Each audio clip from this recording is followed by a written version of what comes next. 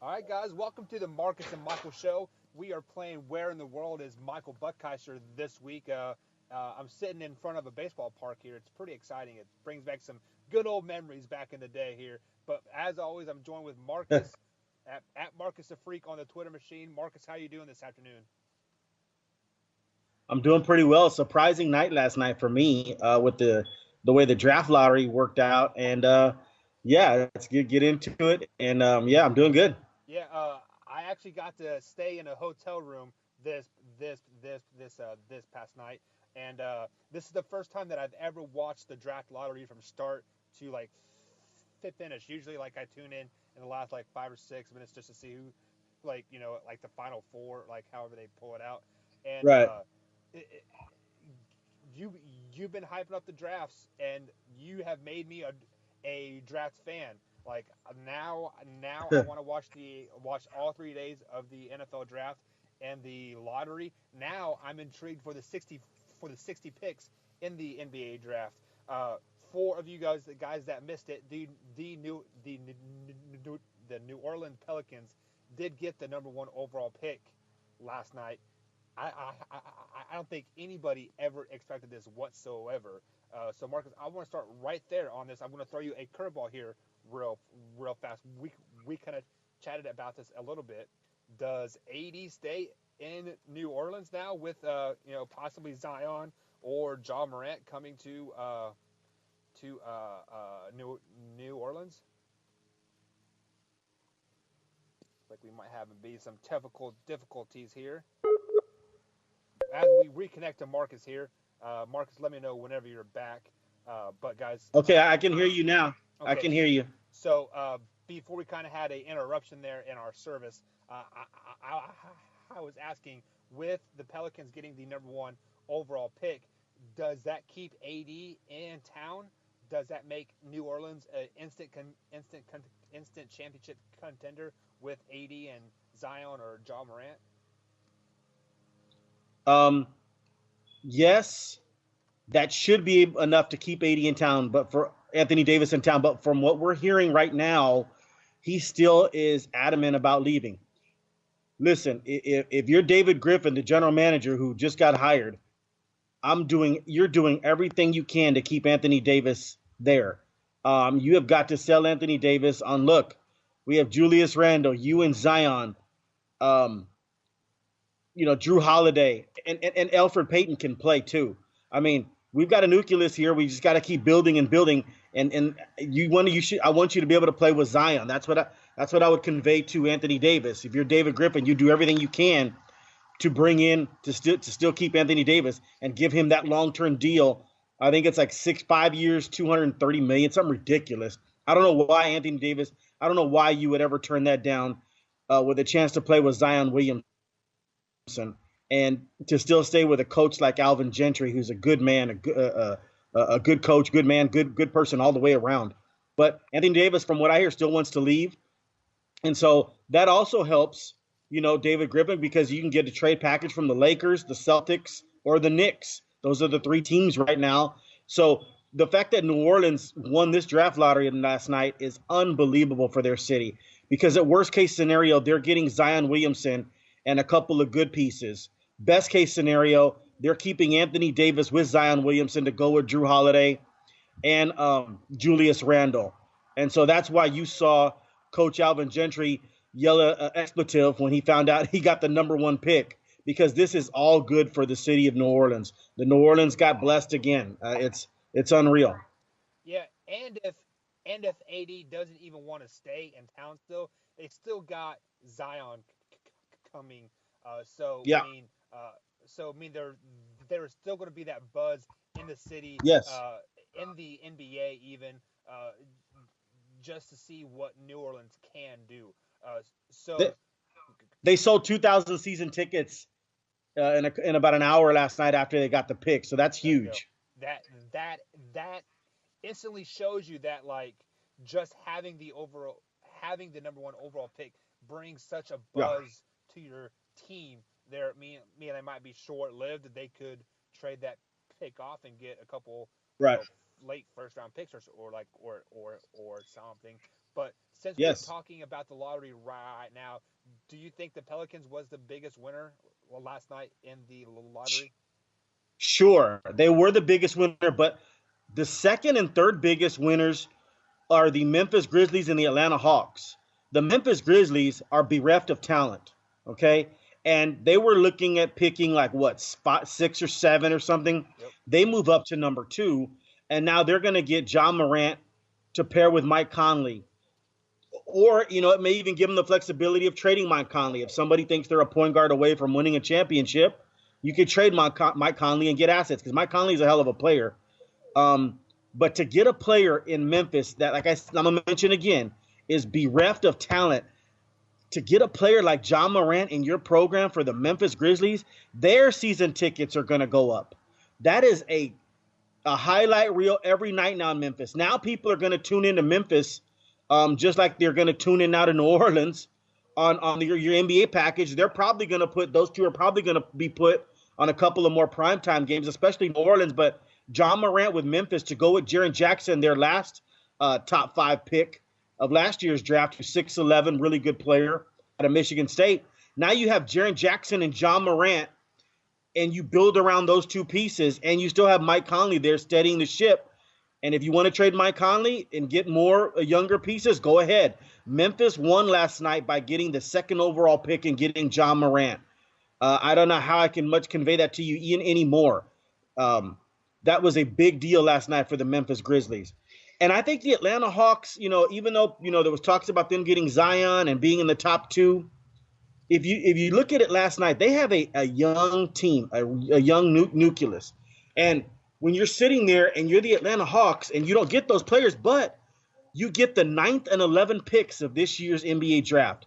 So you mean to tell me you're going to be able to add a Hachimura, a Bol, a Brandon Clark to your program, Cameron Reddish. You're going to be able to add the Atlanta Hawks. You're going to be able to add 2 of those players I just mentioned to your program that already has Taurean Prince, Trae Young, Kevin Huerter, Collins. So Atlanta Hawks won last night by getting 2. They're going to have 2 lottery picks. And if they really want to get crazy, hey, maybe you can package 9 and 11 and move up to 5 if you think DeAndre Hunter is your guy or Jarrett Culver is your guy. But I would stand pat if I'm the Atlanta Hawks. I'd be enthralled right now. If I'm the Atlanta GM, I'm putting together my team, the players that I've drafted. I drafted Collins, I drafted Prince, Trae Young, Kevin Huerter. Now I'm going to add, if I'm the Atlanta GM, I'm going to add the 9th and 11th pick, and I'm building from within. And it's a great situation with the Atlanta Hawks. So Memphis, the real winner is New Orleans. The second is Memphis by getting John Morant. And I think Atlanta Hawks won because they have 2 lottery picks now, the 9th and 11th pick. Yeah, having 2, actually it is the 8th and 10th pick. Is it? They got, yeah. So having 2 top 10 picks is even more spectacular. And I have to agree with you on the people who won the draft. The people that won the lottery. The people that definitely lost has to be the Cavaliers and the Suns both, being the 5th and 6th pick.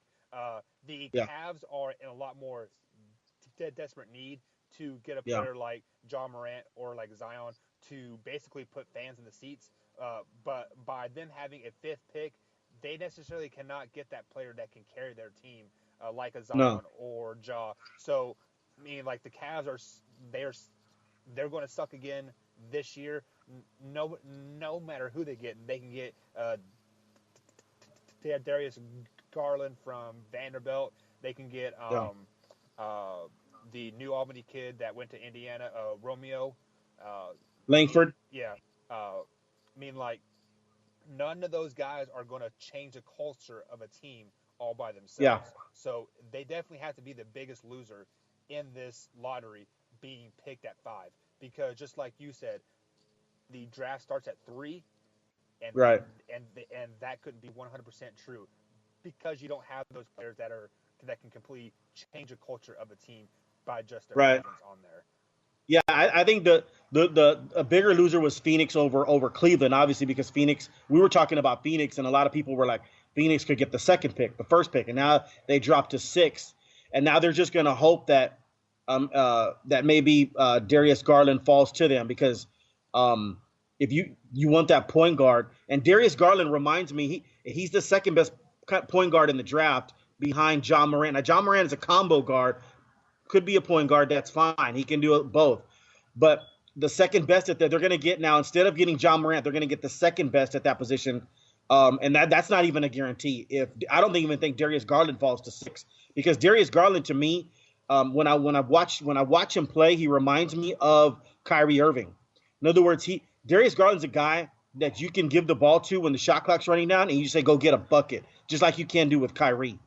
So I don't even think they're going to get him at 6. I think the Lakers are going to take him with the 4th pick. I mean, the Lakers are going to have a big decision with that 4th pick of Jarrett Culver, DeAndre Hunter, or Darius Garland. But, man, that's a tough one. I would take Darius Garland over Jarrett Culver.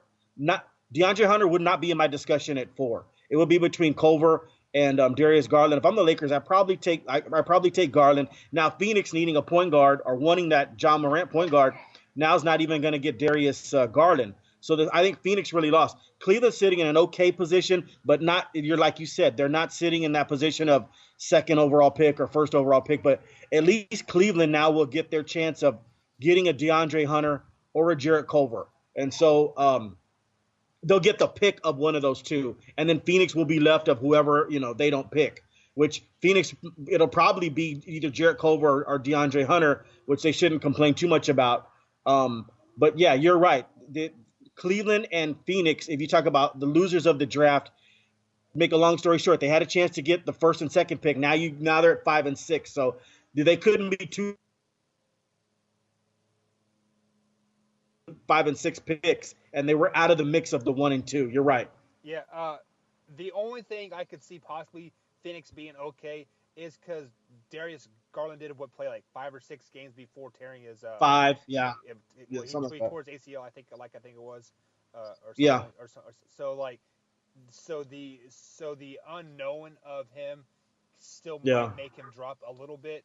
But I watched him in AAU ball because we went and saw Romeo Langford play some AAU ball because he's from our area. And him and Darius Garland were on the same team, and he is a very extreme talent. So for him to drop to that 6 or 7 seed or pick, it's a very good possibility because of the unknown of him. Romeo Langford would also be a pretty good pickup there for Phoenix as well. He is more of a shooting guard, not really that point guard type of person, but. And they already have Booker. I think they were really looking for that point guard. And I'm going to tell you right now, if Darius Garland falls to 6, that's another one. If you're Phoenix, you couldn't hand that card in fast enough. Yeah. Well, Darius Garland would be the pick. They don't make a mistake. The one thing that I've liked about this lottery is like none of the teams that had 14% chance they didn't get a top 2 pick. Yeah. Right. And so basically next year, I mean, like. If everything holds true and Kyrie and KD don't go to the Knicks, I mean, the Knicks, Bulls, and Suns, or like a lot like in the Cavs will probably all be the worst teams again, bidding for that 14% chance again. So no, it was a big night for the NBA. No, you're right, Michael. You're glad that none of those teams that had a chance to get that top pick didn't, because. It's a big night for the NBA. Now I mean, there's no tanking really. I mean, if you tank, you're an idiot. I mean, you have there's no way, there's no guarantee you're going to get a top 2 pick if you're tanking now. So the NBA has corrected that. I think that's a big deal. You're 100% correct on that. That was nice to see, actually. Yeah, I mean, really, they're still going to be tanking. Mark Cuban has openly said it, and like he was fine for it. I mean, like, I feel like the NBA as an organization should start finding these teams or penalizing if they are seen purposely trying to tank these games or like lose these games, but like not playing their starters and like that kind of thing. I mean, but like in the end, like there's going to be tanking always in the NBA. There's going to be tanking in Major League Baseball. You see it every year about. Late May, early June, when teams start to clean house, they trade off all their good players and stuff. I I mean, if that's There's not just no tanking, more I don't big know what time. is. There's just no more big time reward for it, though. I mean, just because you tank doesn't guarantee that you're going to get a top two pick now. I mean, there's just no guarantee of that. Before in the past, if you were terrible, you had the best chance of getting the number one pick. Now that's not possible. That's what I love about it. Yeah, I mean, that's a very good point. Like, I love the 14%. Like that definitely made it a little bit more entertaining, and Yeah, just to see the Knicks face to drop like when they got that third overall pick, like yeah, it was a magical yeah. No, moment. no. And let me say this too. We were talking about winners and losers. I think the Lakers are big winners too, in the sense that they could have had the 11th pick in the draft. They moved all the way up to 4. Yeah, So that's a big deal. That's a really big deal because now I mean, when you were at 11, you were still going to get a good player, but it's pretty much who falls to you. It's just more of a crapshoot. Now you have a chance because we already know the top 3 picks. Zion's going 1, Morant's going 2, Barrett's going 3 to the Knicks. And by the way, the Knicks shouldn't cry. I know they wanted Zion, but you're going to get RJ Barrett, and you're probably going to get some good free aid. You have a lot of cap space, so the Knicks shouldn't cry too much. Although I can understand losing Zion, how you could maybe shed a little tear, but you're going to get RJ Barrett, so let's not get crazy and you're going to get some good players in free agency. But the Lakers won in the sense that they were the 11th pick, and now they're all the way at 4. Now they get to choose. They can use that 4th pick. It's better trade value than the 11th pick, obviously. But now they get to choose now between Jarrett Culver, Darius Garland, and DeAndre Hunter. And that's a good thing to go think about right now. If you're in the Lakers organization, you're looking at these 3 players that are going to fall to you at 4, and you get to pick the best of one of these 3 players. If you want your defender, if LeBron James wants his defender in DeAndre Hunter and teach him, and he's a good spot up shooter, that's what LeBron wants, then you take DeAndre Hunter at 4. You think you're fine with the point guard. If you want Darius Holland, who's a heck of a point guard, like I said, he reminds me of Kyrie Irving. And you want him there to be paired with Lonzo Ball and Hart, the other point guard, because excuse me, Garland. Garland is even though he's 6'2", he's a multi-dimensional player in terms of he can spot up and shoot too if he's on the Lakers. He's not just a point guard. He's in that Kyrie mold where he can stand around, he can catch and shoot as well, and he can create his own shots. He's a hell of a player. And then if you want Jarrett Culver, who's about 6'6", who has like DeMar DeRozan game, but a better 3-point shooter, you can take that player. So the Lakers moving from 11 to 4, and this was in that draft lottery last night. They won too because they have 3 players they get to choose from who are pretty special, who can be pretty special. yeah, and that definitely made them a championship contending team, right? Well, no, I mean, no, joking. it's not going to make them a championship team. They build for the future. That's what they're doing. They got to build for the future. Right. They have 3 more years to trust the process, huh, over there in like LA. But Well, no, I mean, no, I'm not saying they're going to be like championship contenders, but no, I mean, to go from 11 to 4 is nice. I mean, yeah, that's just the bottom line. Yeah, I mean, also if you want Anthony Davis, which I don't, if I'm New Orleans, I don't trade to the Lakers. I don't trade to the Western Conference. I just don't. I'm trading Anthony Davis, and I'm doing like the Spurs did with Kawhi Leonard. I'm sending you as far away from me as I can, and that means I'm sending you to the Knicks. If I'm David Griffin, I'm sending Anthony Davis to the Knicks, or I'm sending him to Boston. I think Boston has the better pieces that I would want, but the Knicks also have a nice offer because if I'm David Griffin, if I send him to the Knicks, I'm getting back R.J. Barrett. I can team with Zion Williamson again. yeah, that would be pretty special move for them, I think. But we're going to take Yeah. a quick little break here, play some ads, and we'll get back to you guys here in 1 second or 30. We'll be back.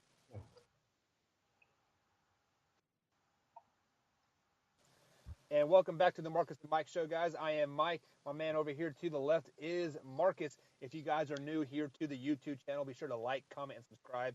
Share with a couple friends, and also hit that bell icon to get notifications every time we put up a new podcast. We normally get it out Monday through Friday at 2:30 East Coast time. We're also on iTunes, Spotify, and iHeartRadio, Google Podcasts, any type of podcast form out there. Be sure to follow those media platforms and give us a ranking as well.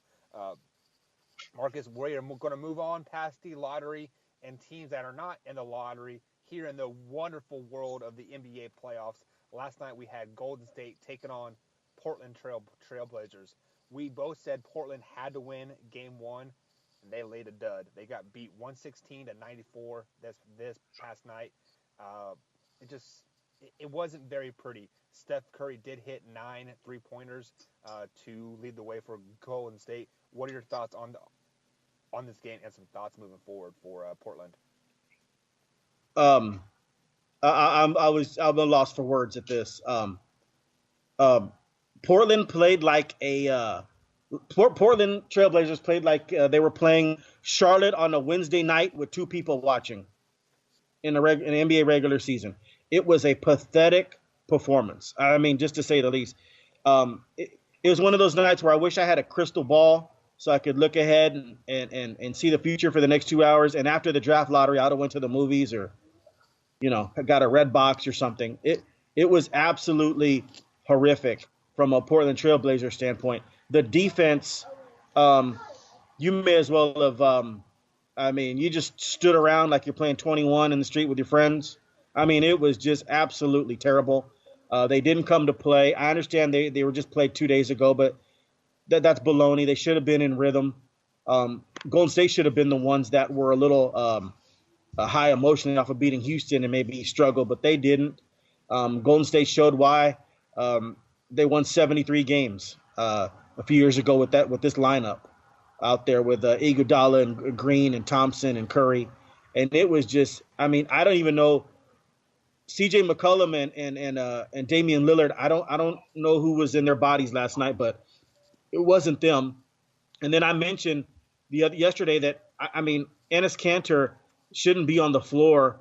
The only way you're going to beat the Golden State Warriors, and what I said yesterday is if you need to put 5 guys out there that can score at any moment, and Portland didn't do it. Listen, if you're not going to play defense, Enes Kanter, and if he's not gonna punish Draymond Green in the post, he's no good in this series.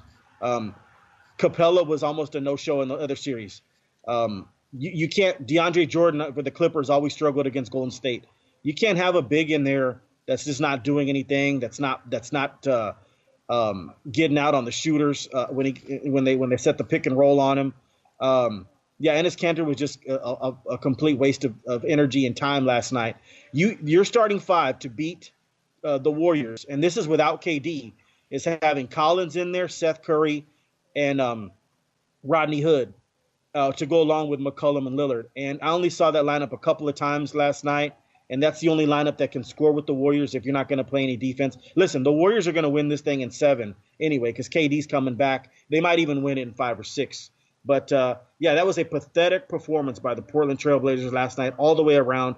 Defensively was just horrific. And then, like I said, they didn't make it any better. If you're going to play that porous defense, at least show up offensively.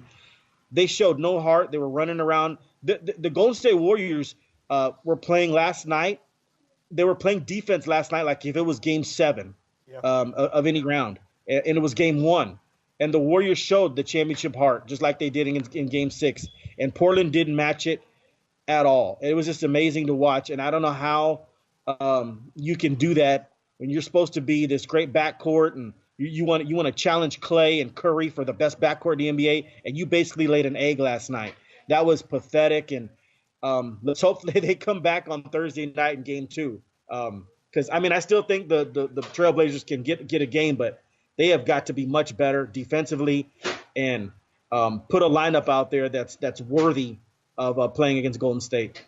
Yeah, you are 100% right. C.J. McCollum missed 5 of 6 3-point shots this past night, only making 1 on his way to a 17-point night. Pretty horrible and not going to hang with the Golden State Warriors shooting the ball like that. With you being said, the way the Warriors were playing defense like it was Game 7, that is true because they just want to make this a short series. They are tired of playing 6-7 game series. They've already played 12 games, counting 13 this past night. They want to bring KD healthy back in the finals. Golden State knows that they can beat Portland without KD in 5 games in this series if they play the way they're able to play. They play good, solid defense for 40 minutes, maybe not the full 48, but a good 40 minutes. Take about 8 minutes off, and then shoot the way they know how to shoot. Right. The only way Portland is going to win a game this series is when Golden State kind of has a off Yeah. night shooting, and that is probably going to be Game 3 in Portland because it is historically that's the game that is kind of stolen, or the road team just plays bad because they get hyped from 2 home games and then they travel like on the road, and it's kind of a letdown in Game 3 historically throughout the playoffs and series just in general. So Right. I'm still going 5 games with Golden State in the series. KD's not going to make an appearance, possibly in Game 5, but be very, maybe play 27 minutes, come off the bench, just to make sure he is 100% for the finals. Because if Golden State does not have KD in the finals, they cannot beat Milwaukee or Toronto. So they definitely need him back for the finals. That's why it's easy getting him back. Right. I completely agree with you. I mean, they can fool around with Portland like this. What was amazing last night is Golden State didn't even play their best offense, which Klay Thompson missed about 5 wide open threes that he normally, I mean, he can make in his sleep. And they turned the ball over a little bit. You see Stephen Curry, they get real cocky and confident. Stephen Curry, a couple of turnovers, throwing the ball behind his back, and you can't do that against the Raptors and the Bucks. But Portland is just not equipped for that. They're run and gun. They're not playing defense. So you can do all the behind the backs, I guess, and all that. But yeah, Portland. I mean, Toronto and Milwaukee will put a stop to that. They will need Kevin Durant to win the NBA Finals this year. It won't. This will be their best test besides the 2016 LeBron James team. Yeah, and it's that funny had that you brought up yeah. Klay Thompson and like how bad he shot. This is Klay Thompson. He kind of mingles around the first 3 games, has a great game 4, and we're giving him all the praise for the next week for one good game. So his good game this series will come in Game 5 in that closeout game, at home more than likely. So I mean, Klay Thompson's just doing Klay Thompson things I think in his playoff career. Yeah, no, and it's amazing to watch Golden State. Listen, they're better with Kevin Durant. I mean, that's no brainer. But it's amazing to watch Golden State without Kevin Durant because they remind you, and especially Stephen Curry, he reminds you that, hey, I'm a top 5 player. I mean, we talk Giannis and Kawhi and Kevin Durant and Harden and Jokic, and yeah, that's fine. But Stephen Curry once in a while will remind you, and that he is a top 5 player, and because his playoff performances have not been great. They haven't been like his regular season when they won 73 games. He was hitting shots, from 50 feet. He doesn't do that in the playoffs as much at all. But last night he reminded you he's a top 5 player, and he just looks. Man, it's just funny how they look. It's like a relaxed. They're more relaxed when Kevin Durant's out there.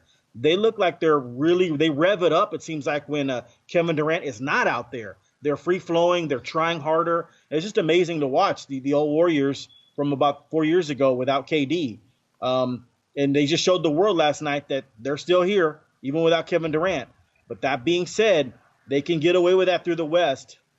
They will not get away with that in the East. And let me just say this. If LeBron was still in Cleveland and Kyrie and Kevin Love was fully healthy and Kyrie was playing at his best and they still had that same team in Cleveland, they would need KD as well to beat those Cavaliers. So they can do that against the West, but they will not do that against Toronto and Kawhi Leonard and Siakam and Ibaka and those guys. They won't do that to them. They won't do that to Giannis. You are 100% right, where this team is still pretty damn good without KD. The only thing that they're lacking is that depth that they had in years past. Maybe even with the Boogie Cousins, that they would still at least push the NBA Finals to 7 games. But if Katie's not in the finals, I mean, it could be a 5 or 6 game series. Them on the losing end of that, obviously. Yeah, no, because they will see defense with likes they haven't seen in a while since the 2016 Cavaliers, where that Cavaliers team, as crazy as this sounds, Tristan Thompson had him a little scared. He actually became a shot blocker in that series. They were switching everything. Um, th- yeah, I mean Cleveland was up into them defensively, up into their shorts, and so they had a hard time in Game 6 and 7 when they lost that championship to Cleveland. Um, Check this out. Curry, the great Stephen Curry, had 19 points in that final Game 7. He was 6 of 19 shooting. He was just perplexed by the Cleveland Cavaliers defense, and that same thing will happen to him in a few weeks here in the NBA Finals. Do they need Kevin Durant to win that? Yeah, I totally agree. But let's take a quick break here. We're going to talk Bucks and Raptors right after the break. We'll be right back.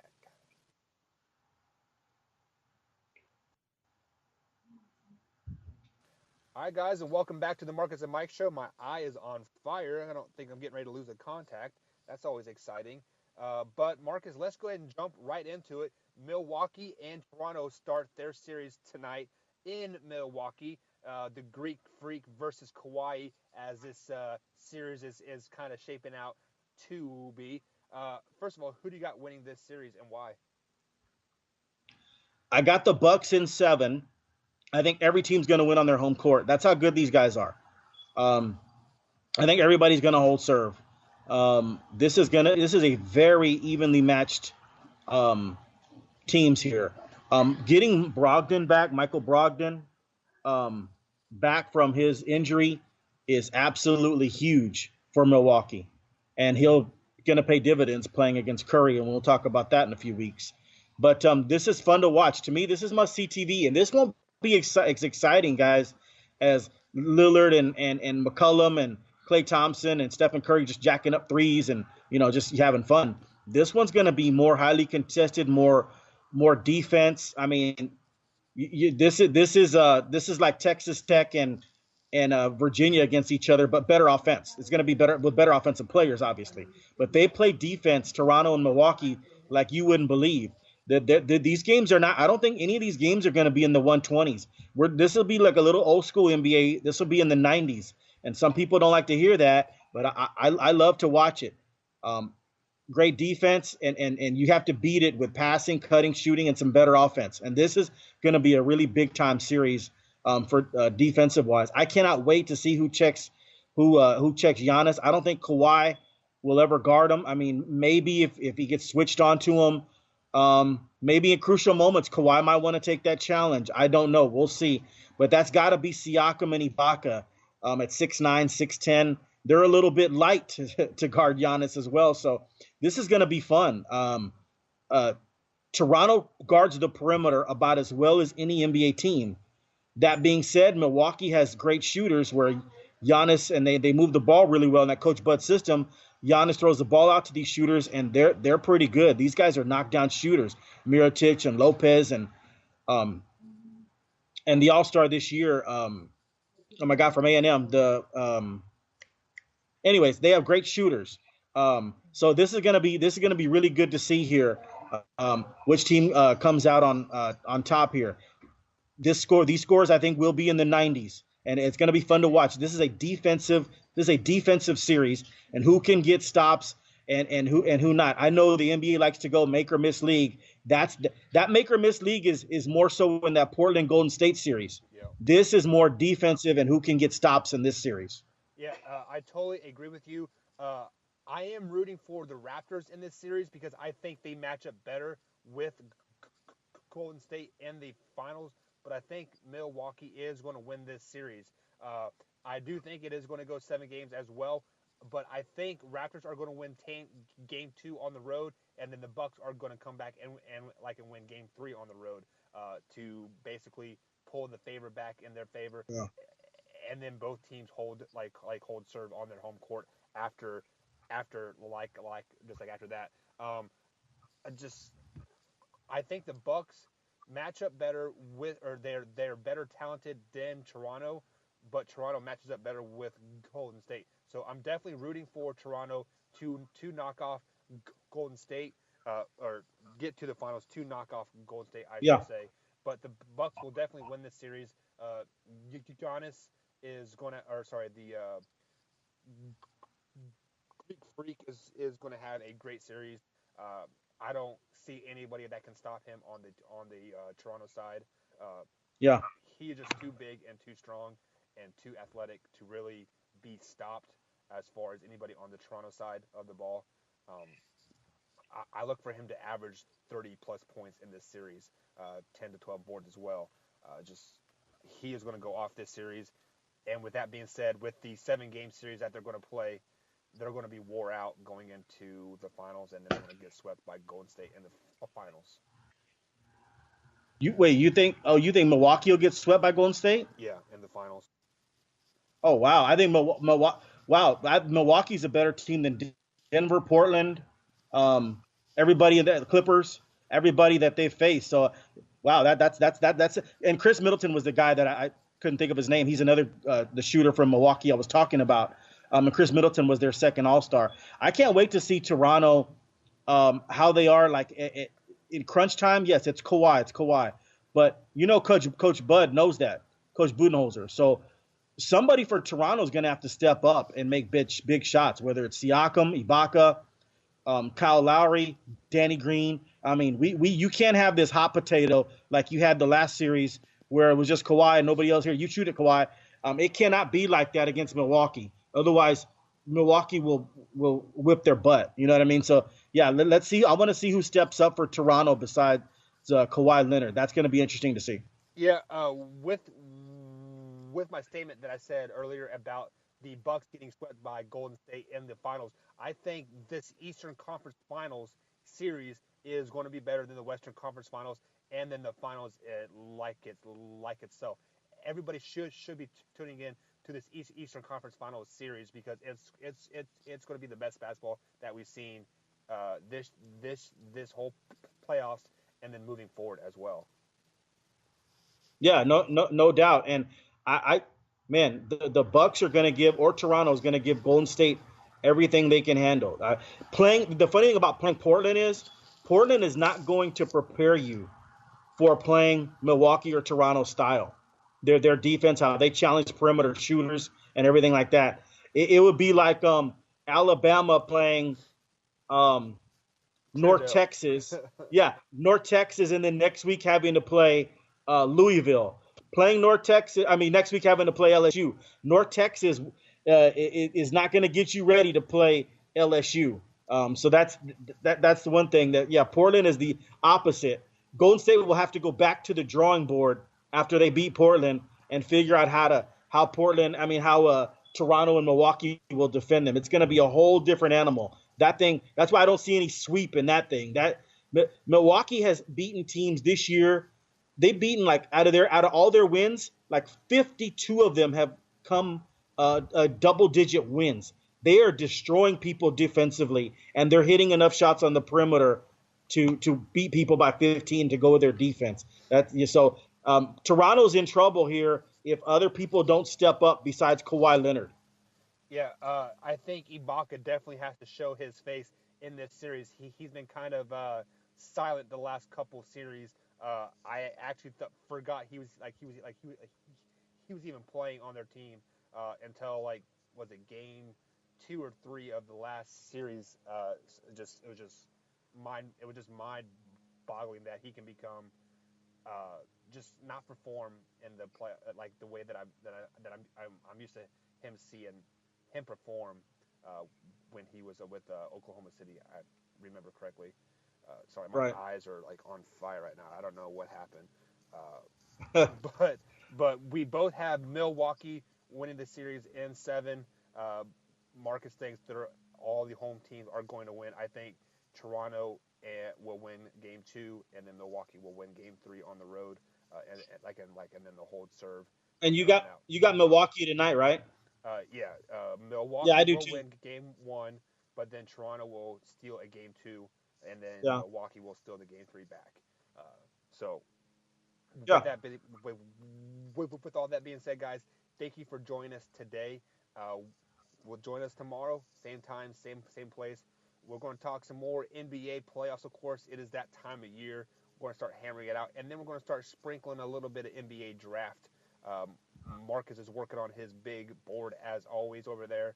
I'm gonna I start got my working. mock draft ready. Yeah, and I'm going to start working on mine as soon as I get back into my office. I got to go to work and work on my mock draft there. So we'll start sprinkling that in here and now because what the draft is June 20th, right? June 20th. There we go. So guys, join us tomorrow, same time, same place, and we're out.